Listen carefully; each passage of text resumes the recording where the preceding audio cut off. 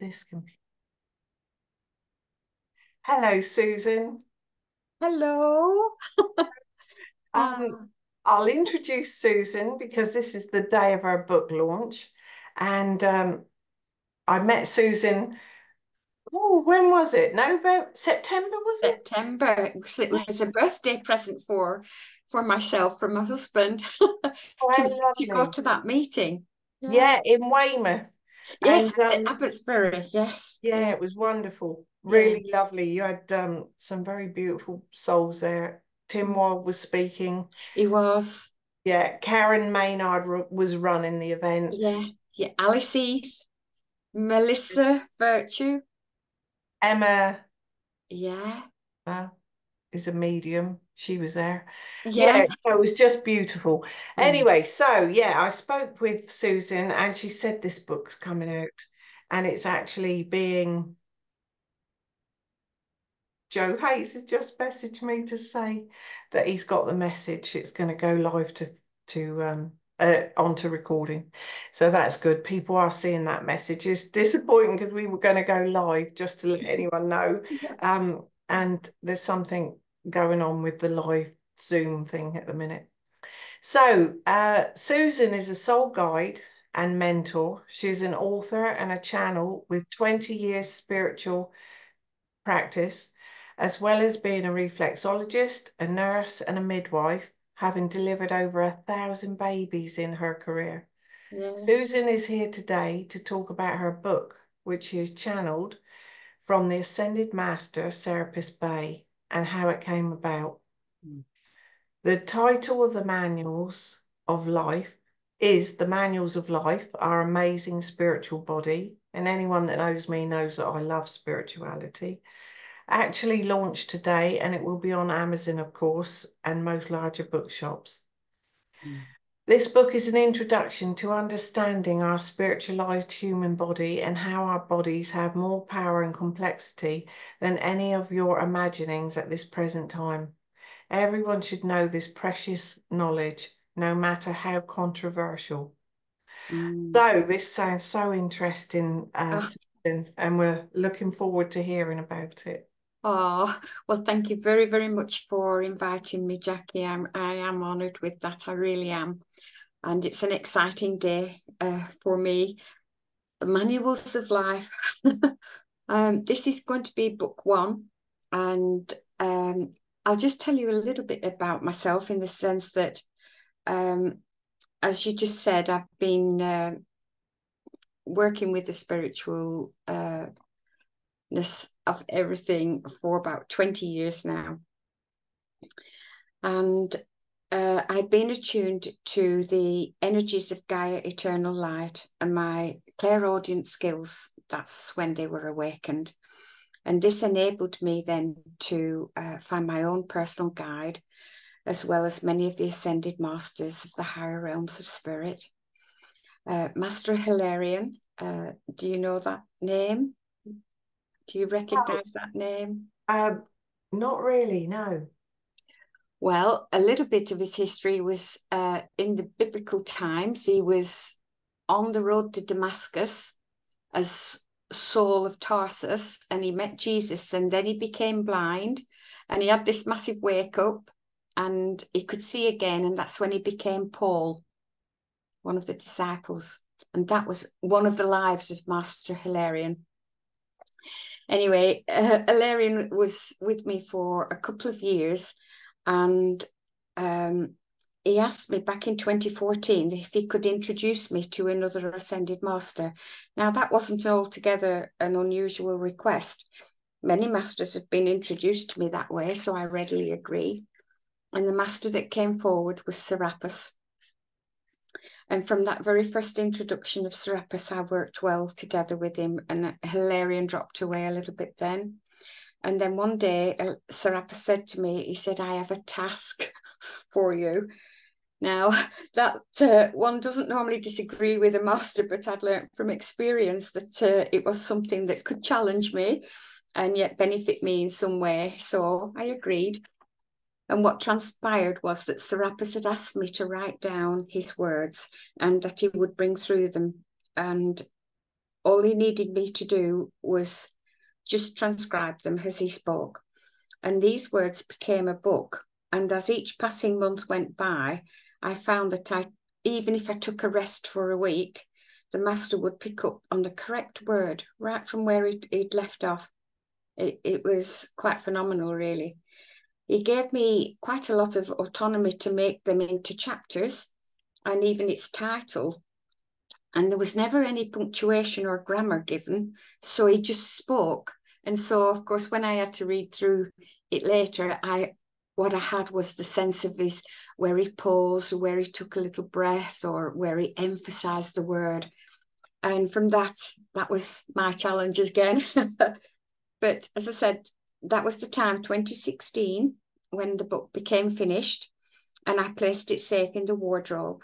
And then after a short time, he wrote book 2 of the Manuals of Life, and that also got placed in the wardrobe. And then again, when he asked me to write again with him, book 3 became a formed book, and that was placed, guess where? A wardrobe. In the wardrobe alongside the others. He actually even wrote another book with me, and that's on our advanced brothers and sisters. Now that is really, really exciting. And that's in the wardrobe as well. But that's for another time, because I think as things are changing so rapidly and on the planet and in our world, I think he'll want to add extras into that. So that is just sort of quietly sat there. But what happened was, after I'd wrote all these books, at the end of 2022, in the month of December, I took a month-long journey out to Egypt with a big group of spiritual people led by Christoph Melchizedek of New Zealand. You might have heard of him. Yeah, I have heard. Yeah, wonderful guy. Anyway, he led this group, and we were going through from the Aswan all the way down through the Nile down to Cairo. And of course, I'd actually had to ask Serapis, what did he think? You know, did he really want me to go? I was excited about it, but I knew it was going to be quite a journey. And he did do an awful lot of work with me before I actually went, because he said it was going to be quite a difficult journey, because we were going to be releasing the darker energies from all of the temples as we progressed down from the Aswan up to the pause of the Sphinx in Cairo. And we ended up with a private ceremony in the King's Chamber of the Great Pyramid. And that was just absolutely wonderful. So when I arrived back on the Christmas Eve, by the beginning of that January, Serapis had said, I want you to find a publisher.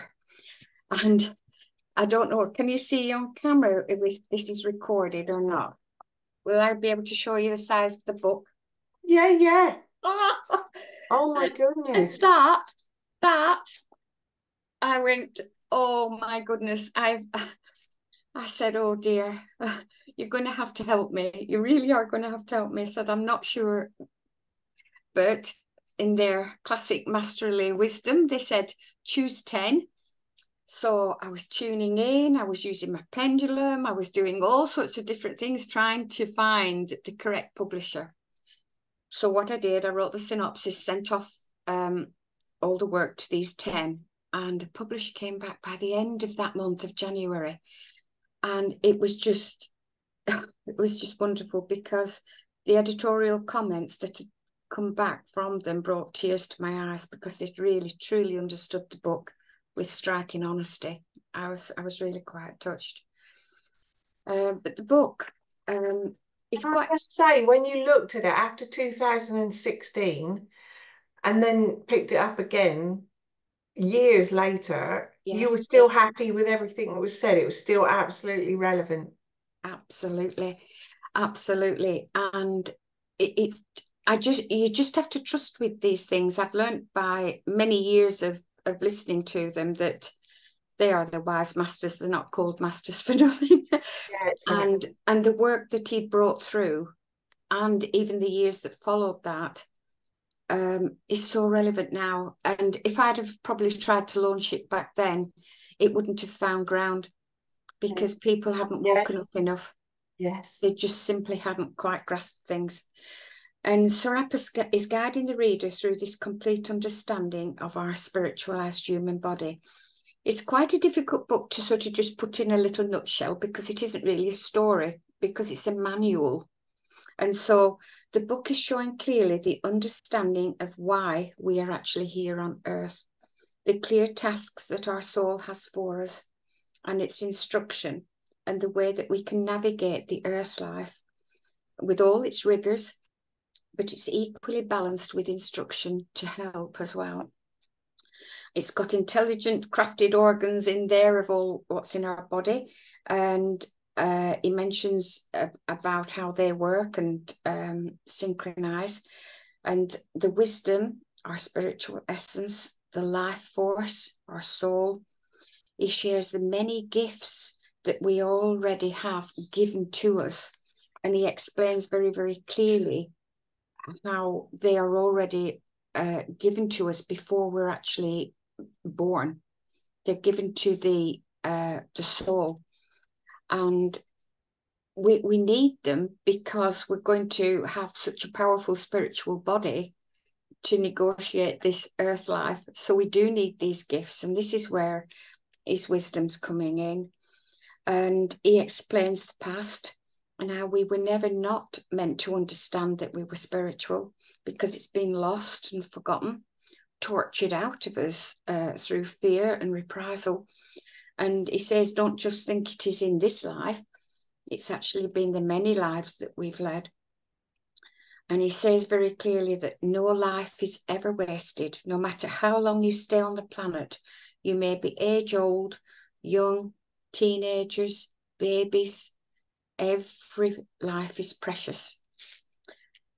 And if I was to ask you, Jackie, what you thought and described humanness, I could have a good bash at it. What do you think? How would you, if I was to ask you, what is it like to be human? What is it like to be human? That's a Yeah, what is question. our humanness? People don't really just sort of probably I mean, think this too to much. me, I mean, from what my belief in spirituality is, this is just our overcoat. We are more, so much more than that spiritually.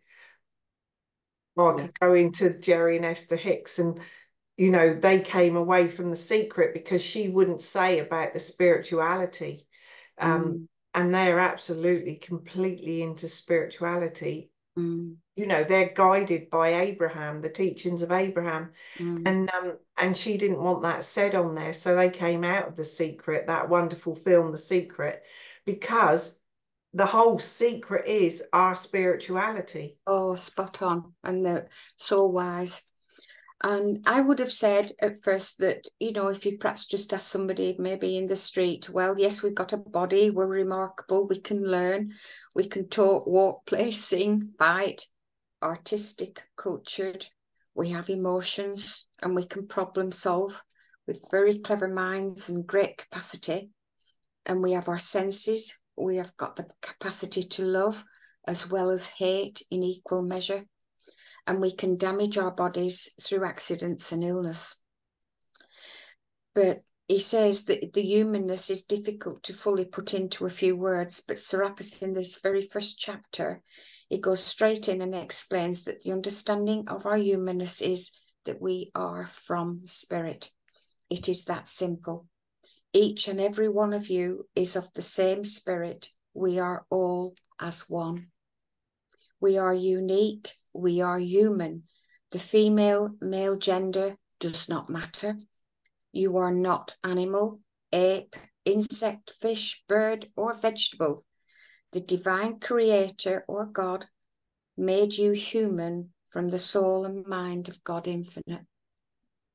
And you think that you know these truths to the spirit of your nature, of your humanness, but they lay deep in your psyche and deep in your subconscious mind and in your soul. And it is the fear and ego that keeps them well hidden. He says that in your lifetime, your soul will give you opportunities, but not every soul makes use of them. The opportunity Serapis speaks of is based on many factors and many subtlenesses that can bring that person to the opportunity. But humans don't always understand them, and so therefore they're not going to be privileged to the inner working of the spiritual body that allows them then to be seen. So he gave me an example. This is a person that goes to a meeting, i.e. it's a choice to go. At the meeting or on that journey to the meeting, there will be many different arrivals at that same meeting, that being the direction. Now here is the chance, a trigger of response, as what I said earlier was the opportunity. And now it is up to what you do then, because here is the chance that the soul has made available. And this is called synchronicity of timing, which is a phenomenon on the earth that is very special to the earth plane. It's only known here. And it is very special. And this is one of the gifts from the divine. And we've got many of them given to us within our spiritual body, as I said. And by chapter 3, Serapis is talking about the human body being the vehicle for her soul. And so when you think about that, you'll realise how precious your body is, and perhaps one needs to take more care of it. He offered me to read a chapter, and he suggested chapter 3. Would you like me to read that to you? Happy for you too, if you want, yeah. Okay, dear. Well, Reflections of Nature, Body and Soul. This was the title of chapter 3. And he says, I start at the beginning of your human spiritual journey. All I need is your understanding. And I will start in the beginning of days when masters abounded the heavens with the love that all there was. And the love, I shall say, is our divine creator, God. In this love was breath, to be used as word, to be used as unity consciousness, to be used as growth for all its wonder in its myriad of happenings, and the wonder that was excelled by its own countenance. To grow and fulfill, and then always be drawn back to source, to come home with that wonder, no matter what experience. To send forth, to draw back, like unto breath out and then in a constant flow, and in such perfection, in such abundance. And all of you here upon the earth at this time, the past time, future time, all seek the soul growth and this return, and it is your heritage. It is your endeavour, and it is your fulfilment. And fulfilment is one way to express what we're all doing within our life. And in this true fashion of an earth life, we all express the need to be fulfilled. And it is your lives and your outcome within that time that you spend upon the earth that is the true wonder. Upon reflection and hindsight, you often see more clearly how you perform, and it is like being upon a stage where the performance is played out. There will be interaction with the fellow human, with animals, with the land, and with diversity as much as what your minds exist with. This is your playground, your school of learning, and your experiencing of the earth. And this is your stage, which is your home for the period of living that I shall call humanity. And I think that's why I wanted to express the humanness side of it quite a bit. And humanity is not such a diverse species so much as it is a diverse nature. And the contents and the brief and the remit of working of this nature is vast and very prolific. And in so many ways, you just see the range of your continents and the cultures and the languages and our history. The whole is content and pure, and the whole will have its out-breath, and you as humanity will return to the whole. This is the beginning of everybody's wonder, and within this wonder is the sharing of knowledge, and knowledge is the key to your foundation. As you experience your life, you get taught more and more of the surrounding, your family, your friends, and interaction with other humans. And then there is nature itself and the bounty of the earth, the flora and fauna, and the many diverse species that live on Earth's body. You learn and you know these ways of living, to eating, to surviving, and being adaptable to the land and the weather patterning and the abundance that is all around you. And as you breathe, the earth breathes with you. As you sleep, the earth stays alert, and yet she allows you to rest. There is interaction between the response of earth and her species that she allows to live on her body, and this includes humans. When humanity truly understands the complete connection, there will be no more storms, no more tornadoes, nor more climatic changes that alter Earth's structure. These will become a thing of the past, and it is how your mind thoughts communicate your actions, and it is within those actions that your true togetherness becomes intimately connected. You are shown these catastrophes that wreak their havoc upon humans, the misery and the heartache, the painful emotions that are there time and time again, screaming across the continents. And like you said, this is 2016. Is it any different? No. You dig deep into your money pockets and your hearts to help, and they continue to happen. And how can this be? How are the events allowed to be changed? Can they be changed? Do people consider they can command a different outcome? Or are you simply to be held at the mercies of the weather and your Earth's volatility? You try to understand the movement of the tectonic plates and the weather, the patterning of the Earth's movements, and those of your astrological alignments. But to what avail? It appears a mere reaction to an action. How can you make a difference? And you can learn from a different approach. And yes, you keep your warning devices, your reactionary predictions, all to help. But to seek a change from another source, another angle, needs a mindset that's from a different approach. And within these chapters will be the clues and even the full answer to many quandaries and misunderstandings, forgotten pieces of the information, and new thoughts to be made available for all humanity to find their peace. The beginning and the word, and now my breath and my speech, are how I place your soul's worth upon these pages.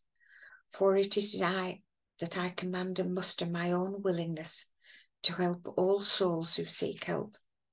We shall become togetherness in action, and in this togetherness is the key learning that all who seek will find the succor to know and understand. And I ask you to test this receptivity to the belongingness of your soul as you merge the word and your togetherness with your intent to gain mastery. And I put this to everyone who wishes to action this. This is because you know there are some humans who lie passive and uneventfulness, and the status quo is thought their best way forward.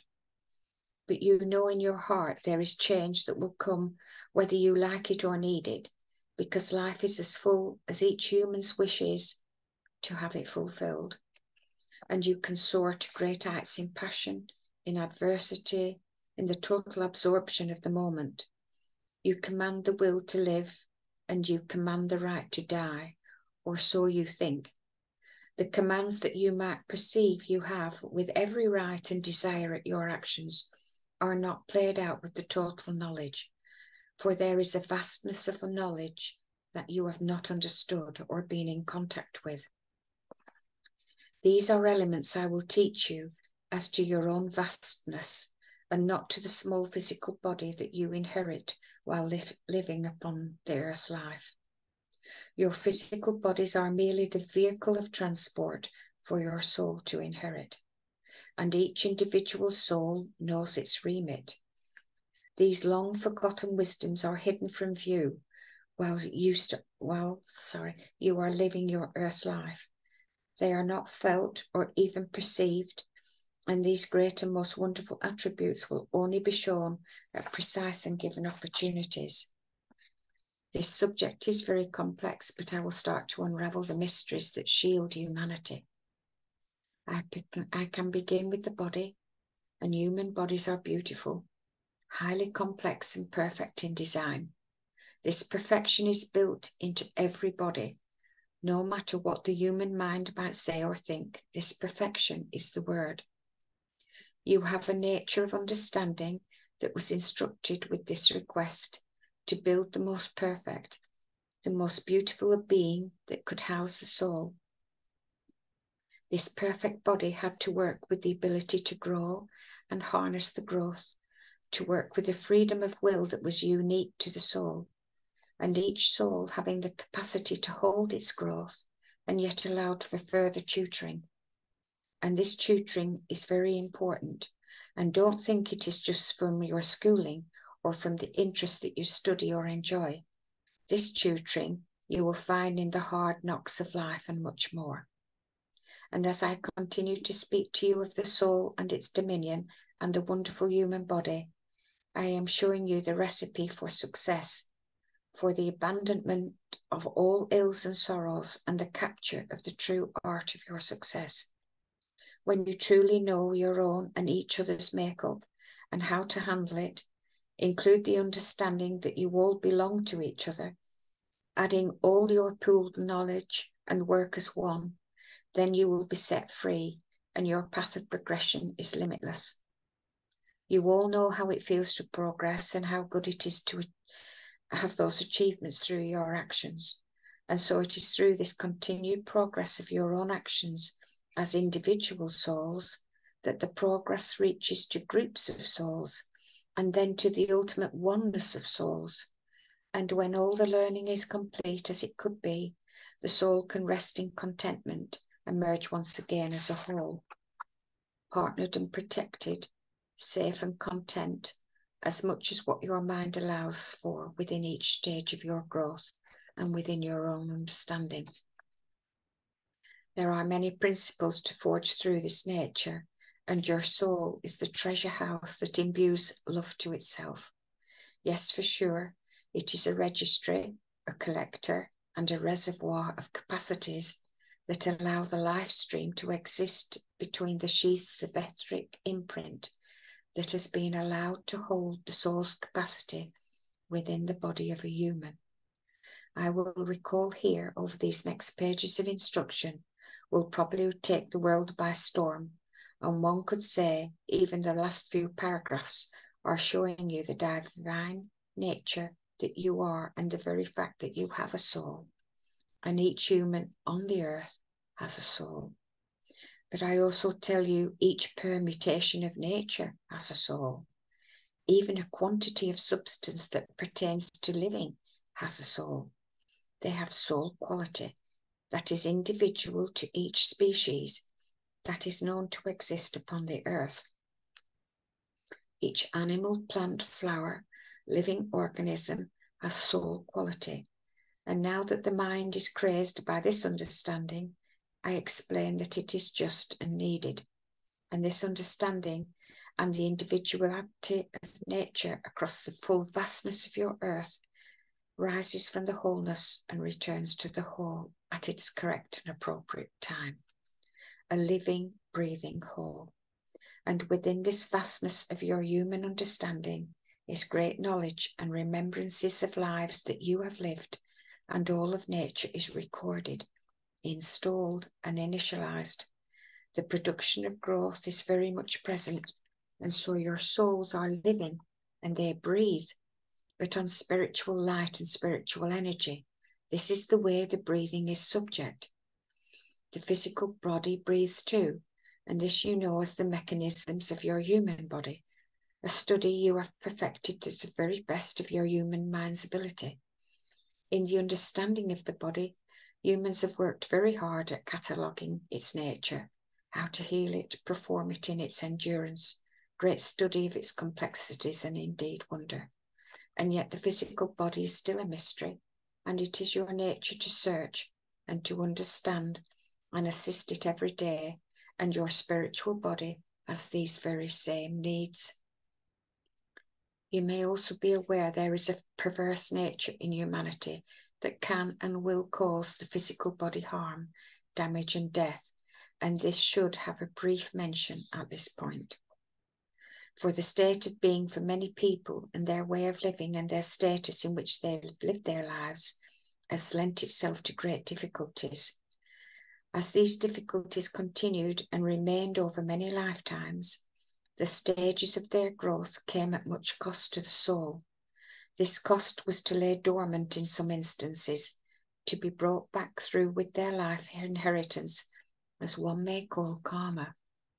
A point to understand is that karma is not the reaping of old wounds that lay claim to do further damage, but it is an indication where amends can be brought alongside that particular journey that a soul will make.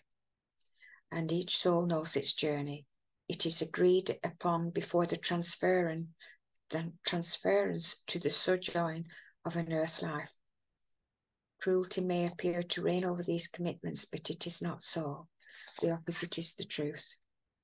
The cruelty appears to come from other significant factors that are also programmed into the soul, such as an example of strengths of tutoring, taken from the comparison in the levels of teaching and development that one would find in a finishing school or higher education. At this level, the teachings are tougher and much effort has to be applied to reach the desired goal, unlike the junior school or an infant school, where the schooling is simpler.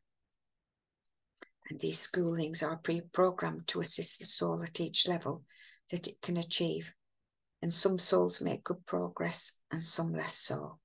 But all souls are given the opportunities in each lifetime to achieve, and these are the wonder to so many people. Long practice at the same subject is usually needed, and let us take the aspect of love, which humanity has to learn how to handle and can be shown in so many different ways. These aspects of love would be taught over many lifetimes to practice, re-practice through the variants of the love theme. And you may ask, how are aspects of love to be practiced? Well, let us take the loss of a loved one, a close companion, a friend, maybe a lover, or indeed an animal. These losses bring forth the heart love to feel it and use it more keenly, and yet it comes in the form of sadness, stress, yearnings, remembrances, and so many subtle understandings that you may not see this as love. You may only see it as pain.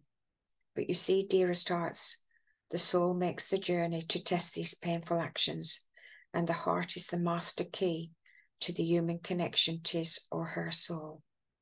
And I will share my understanding with you if you will grant me a portion of your time.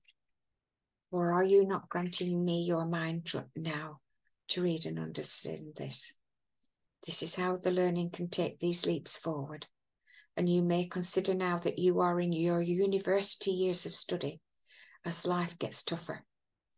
But let me make it abundantly clear that a choice is also being made. And every time you read words that you do understand, I shall show you the way to understand the choices that are also set. And these are the ones that you have no way of knowing what will come your way. How often have you heard or said, never in a million years did I see that one coming? And these are the choices with special meaning set into the heart and set into the soul. So subtle and soft and so powerful and hard, they will hit you like a sledgehammer, and most probably when you least expect it. And these jolts that are set in place can be stoicism, risky, some perseverance, some bravery, some painful memories, even fear at total random acts of life. And the list can go on, but each is tailored to your soul. And that was quite a long chapter, but I think he was trying to really, truly express that there is a lot to understand.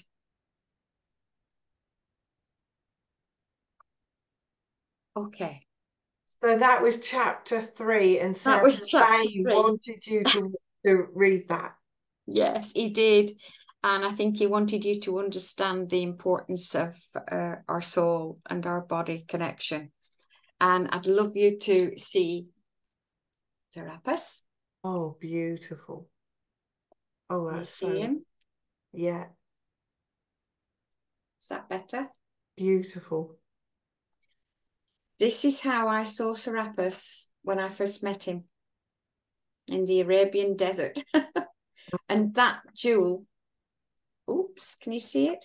Yeah. Is a white diamond. Oh, is it? Mm. I was looking at your ring and I thought how similar that. Oh, the sapphire. Yes. Sorry. Oh, that Beautiful picture. that was truly beautiful. And when I wrote the book, and I said, "Goodness, Master Serapis, you haven't mentioned anything about yourself." And so it became really at the end of the book. Then he said, "Okay, then if you're really pushing me to introduce myself, well, I'll tell you a little bit." So I'll try and keep it fairly short. But he said he gives a small rendition that brings clarity to his name. He was born, as you say, many eons and thousands of years ago on the planet Venus. And that time and space of living within that planet is not in your present understanding. And there's a wealth of well-being to a race of beings who's advanced their culture to such a state their people became the teachers of the galaxy, and also well beyond the galaxy that you know and understand. And so the planet Venus appears as it does and shows no sign of life upon it, very inhospitable. But he said, understand that all the planets in our solar system, they had spiritual life on them at some point, but not as humanity's form as we know it. So that was quite interesting. He had the chance to grow his soul, and as he came to the planet Earth, and he lived many hundreds of Earth years as a life on the surface of the planet. But those times weren't of much meaning to ourselves. And the nearest one he said was that one that was true advancement was in Atlantis. And it was here for many thousands of humans that currently are living on the Earth in that year of 2016 also had lived a life on the Atlantean continent. That was interesting, wasn't it? Okay. Yeah. Yeah. Yeah. Those souls are More known. of us are waking up to that now as Yeah, well. yes. Those souls are known to me, and I wish all of those souls to share in this true remembrance, that if they allow the sharing of my knowledge, it will fulfill their destiny upon their lives at this present time. That was nice.